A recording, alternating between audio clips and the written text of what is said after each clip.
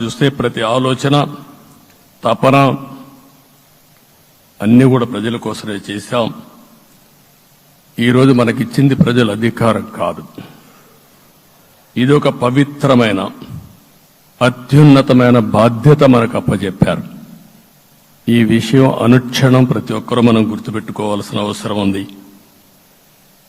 నేను 14 సంవత్సరాలు దగ్గర ముఖ్యమంత్రిగా ఉన్నాను, 15 సంవత్సరాలు ప్రతిపక్ష నాయకుడిగా పనిచేశాను. ఎన్నో సవాళ్లు చూశాను, ఎన్నో సంక్షోభాలు చూశాను. ప్రతి ఒక్క సంక్షోభాన్ని ఒక అవకాశంగా మలుచుకుని ముందుకు పోయాం. ఈరోజు కూడా మీకు అందరికీ ఈరోజు రాష్ట్రంలో మనం చూస్తే చాలా సమస్యలున్నాయి. నా అనుభవాన్ని మొత్తం తీసుకుని పూర్తిగా మీ అందరి సహకారంతో, మిత్రులు పవన్ కళ్యాణ్ గారి సహకారంతో పేద ప్రజల జీవితాలను మార్చడానికి నిత్యం ఆలోచిద్దాం. అది చేసి మన నిజాయితీని, మన కృతజ్ఞతని ప్రజలకు తెలియజేద్దాం. అందుకని ఇంకొక పక్క మీరు ఆలోచిస్తే రాష్ట్రం పూర్తిగా శిథిలమైపోయింది. దెబ్బతినని వర్గం అంటూ లేదు.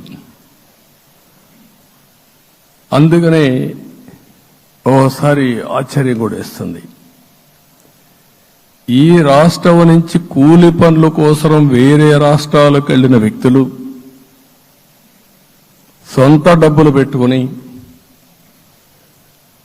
వాళ్ళ యొక్క ఫుడ్ కూడా పాకెట్స్ తయారు చేసుకుని వచ్చి ఓటేసి మళ్లీ వెళ్లారు.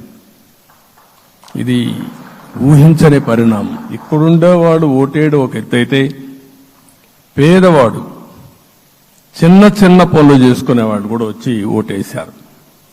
ఎక్కడో అమెరికా, ఆస్ట్రేలియా, ఆఫ్రికా, విదేశాల్లో ఉండే ఎన్ఆర్ఐస్ అయితే లక్షల రూపాయలు ఖర్చు పెట్టుకొని వచ్చి పనిచేశారు, లక్షల రూపాయలు ఖర్చు పెట్టుకొని వచ్చి మనకు ఓటేశారు. నా జీవితంలో ఎన్నోసార్లు ఎన్నికలు చూశాను, కానీ ఈసారి ఒక బాధ్యతతో ఓటర్స్ ప్రవర్తించిన తీరు శాశ్వతంగా తెలుగు జాతి చరిత్రలో మిగిలిపోతుంది. అది ఈరోజు జరిగిన విషయం మనం గుర్తుపెట్టుకోవాలి. మనందరం ఒకటే గుర్తుపెట్టుకోవాల్సిన అవసరం ఉంది. ఏ అహంకారంతో విర్రవీగిపోయారో ఆ అహంకారం కూలిపోయింది. ఎన్నోసార్లు మనం చెప్పాం, ఏ వ్యక్తికి పదవొస్తే వినయం కూడా అవసరం. పదవొచ్చిందని విర్రవీగిపోయి రేపనేది లేకుండా ఉంటుందనుకుంటే మాత్రం ఇదే జరిగే పరిస్థితి వస్తుంది. అయితే మీ అందరినీ నేను కోరేది ఒకటే, ఇవన్నీ ఒక కేస్ స్టడీగా మీరందరం స్టడీ చేసుకోవాల్సిన అవసరం ఉంది.